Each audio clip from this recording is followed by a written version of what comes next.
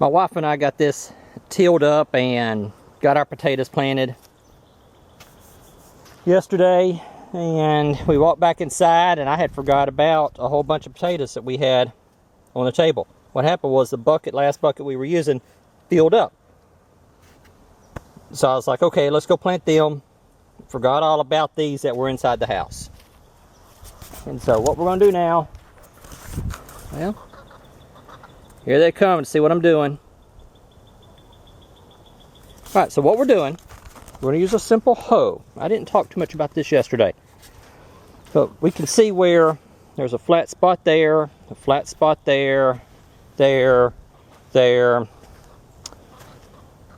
Anyway, what we're going to do is we're going to come back in, and instead of tilling up more, we're going to come in and just plant these seed potatoes in between these, because I planted these too far apart. 2 foot 30 inches is just too far.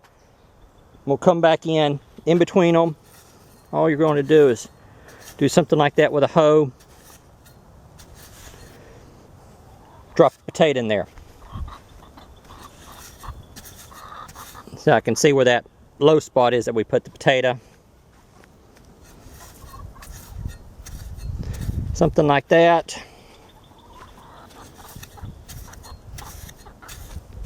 Let's see, we've got a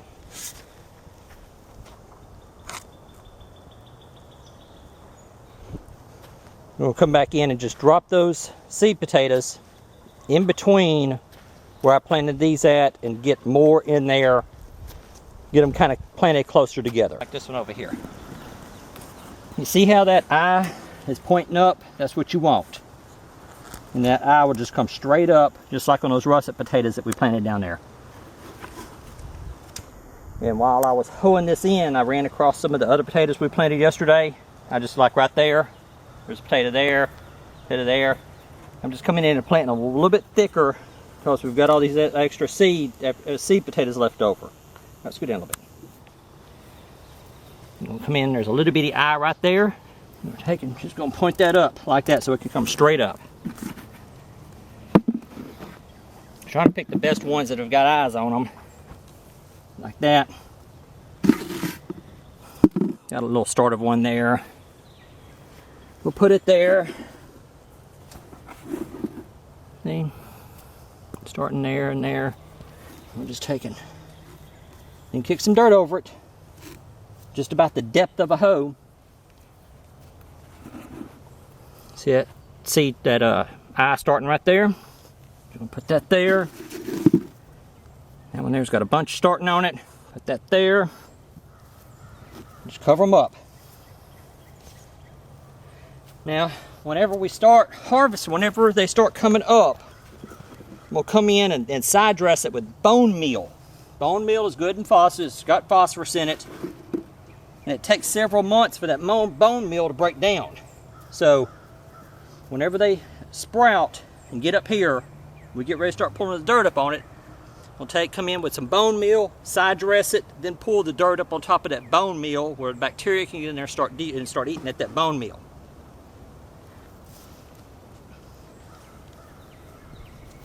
All right, one more. And the rest we feed to the chickens. There. Here are the chicks we bought a couple of weeks ago. We got some Australops, Barred Rocks, Buff Orpingtons, Rhode Island Reds in here. There's 23 of them. We bought 24, but one died. I tried my best to save it. It just didn't make it. Just didn't make it. There's one of my wife's Buff Orpingtons. We've got them in here with the big girls. And these boards right here, we had a possum hanging around the chicken house the other night. And as you can see, it's all screened in. Possum cannot get in here. The gate over there is what are you trying to do? I was going to catch one. Here. It's a Rhode Island Red. Yeah. What was your first clue? She's scared. Yeah, getting big though. Getting big. Okay. And so I took these boards and put them down here for the chicks, and they'll been sleeping inside one of the nests. They got straw in there. Been sleeping between this nest and that nest. And here's the heat lamp for whenever they get cold whenever it gets cold at night. How cold was it last night, Christy? In the 50s or so? Do what now? 60. 60s, and I didn't put a heat lamp on them. They did just fine. Here's their little chick starter. They seem to be like, they like scratching through the laying pellets and hen scratch over there. The big hens do not seem to be bothering them. I'm gonna get some of that manure out of there. See how it's piling up? I'm gonna get some of that manure and mix it in with the peas and other stuff, watermelon, stuff like that. What are you doing? Ooh, we got eggs. Yeah, I opened it up in case you wanted to. Yep. Right now we're getting about 7, what, about 5 to 9 eggs a day, depending on how cold it is. There's already 5 over there. 5, okay, and that's from 11 hens. And so we're going to be tripling that, so we should be getting 15 to 20 eggs a day. Here's the eggs. We're getting anywhere from 5 to 9. And whenever these hens get grown, we're going to triple that production. So we're going to be getting anywhere from what, 15 to 27, hopefully 30 eggs a day or so during the summertime.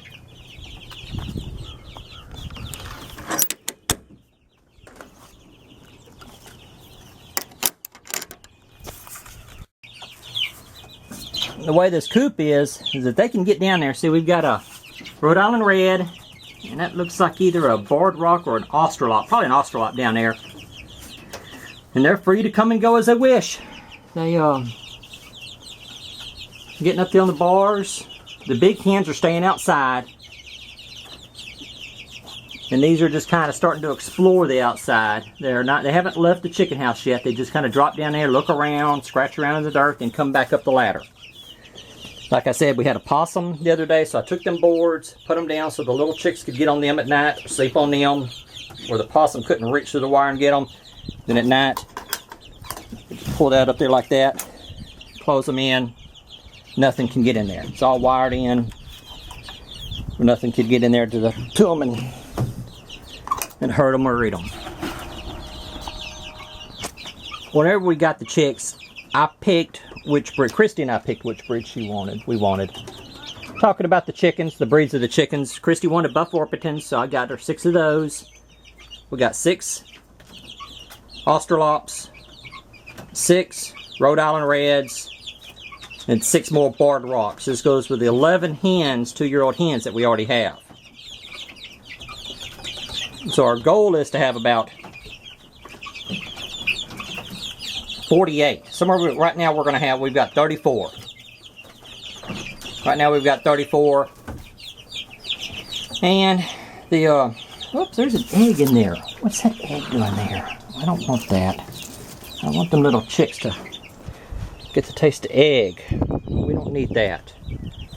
And anyway, we wanted a combination of good meat and egg chicken.